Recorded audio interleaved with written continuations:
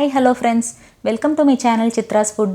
இன்னைக்கு நம்ம சேனல்ல ரொம்பவே சீக்கிரமா ஈஸியா செய்யக்கூடிய ஒரு உருளைக்கிழங்கு பொரியல் தான் பார்க்க போறோம். இதுக்கு வெங்காயம் பூண்டு எதுவும் தேவையில்லை. ஜஸ்ட் உருளைக்கிழங்கு மட்டுமே போதும். இதை நம்ம செய்யறதுக்கு முதல்ல ஒரு கடாய் சூடு பண்ணிக்கலாம். இரும்பு கடாயா இருந்தா ரொம்ப நல்லது.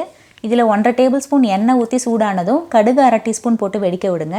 அப்புறம் உளுத்தம்பருப்பு கடலைப்பருப்பு ஒரு டீஸ்பூன் போட்டுட்டு கொஞ்சம் ஜீரகம் 1/4 ஸ்பூன், கொஞ்சம் கருவேப்பிலை, பெருங்காயம் 1/4 ஸ்பூன் போட்டு கொஞ்சம் வதக்கி விட்டுக்கோங்க. அடுத்தது 2 உருளைக்கிழங்கு எடுத்து தண்ணியில் நல்லா கழுவி தோல் சீவிட்டு கொஞ்சம் பொடியாக அரிஞ்சு வச்சுக்கோங்க. அதையும் இந்த எண்ணெயில் போட்டு நல்லா வதக்கிக்கோங்க. 1 நிமிஷம் வதக்கினதுக்கப்புறம் கொஞ்சம் மஞ்சள் பொடி, இதுக்கு தேவையான அளவு உப்பு, சாம்பார் பொடி 1/2 டீஸ்பூன்லேருந்து 1 டீஸ்பூன் வரைக்கும் காரத்துக்கு தகுந்த மாதிரி போட்டுக்கோங்க. அவ்வளோதான். இது எல்லாத்தையும் நல்லா போட்டு பெரட்டி விட்டுட்டு அடுப்பை நல்லா ஸ்லோ ஃப்ளேமில் வச்சுக்கோங்க. ஒரு மூடி போட்டு மூடி வச்சுட்டு அந்த எண்ணெயிலேயே அந்த உருளைக்கிழங்கு நல்லா வெந்துடும். அப்பப்போ பெரட்டி விட்டுக்கோங்க. இதில் ஒன்று எடுத்து அமுக்கி பாருங்கள். நல்லா வெந்துருச்சுன்னா சாஃப்டாக இருக்கும். அவ்வளோதான், நம்மளோட உருளைக்கிழங்கு பொரியல் தயாராகிடுச்சு.